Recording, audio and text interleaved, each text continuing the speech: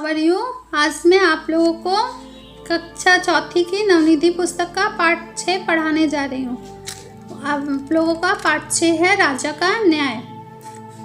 आज मैं आप लोगों को ये कहानी पढ़ाऊंगी।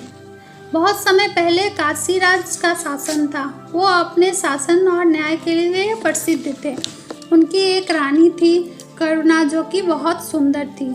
एक दिन रानी अपनी सखियों और सेविकाओं के साथ गंगा स्नान करने गई। सर्दियों का मौसम था।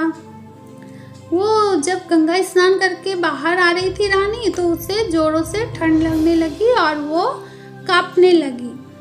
वहाँ जो सेविकाएं खड़ी थी उन्हें रानी कहती है, तुम लोग खड़े खड़े तमाशा क्या देख रही हो, जाओ आग जलाने का प्रबंध करो। रानी की बात सुन के सेविकाएं जंगल की ओर लकड़ी लाने चले गई।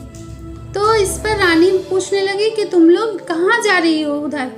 तो उन्होंने कहा कि हम लोग आग जलाने के प्रबंध करने के लिए लकड़ियाँ लाने जा रहे हैं। इस पर रानी ने कहा कि तुम लोग उधर क्यों जा रहे हो, ये सामने में जो झोपड़ी पड़ी हुई है इसे आग लगा दो।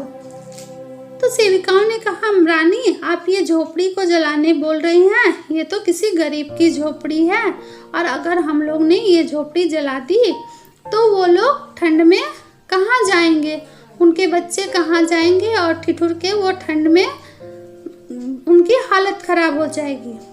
तो इस पर रानी ने गुस्से में कहा कि मैं तुम्हारी रानी हूँ, तुम लोग मेरी बात नहीं मानोगे, मैं तुम्हें जो बोल रही हूँ तुम्हें वही सुनना पड़ेगा।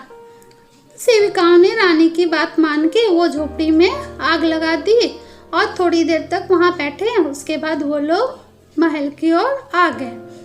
अगले दिन जिनकी झोपड़ी जली थी वो लोग राजा के पास फरियाद लेके चले गए और उन्होंने कहा, महाराज रानी ने हमारी झोपड़ियाँ जला दी, अब हम कहाँ जाएंगे, हमारे छोटे छोटे बच्चे ठंड में ठिठुर रहे हैं और हम लोग कहाँ रहेंगे।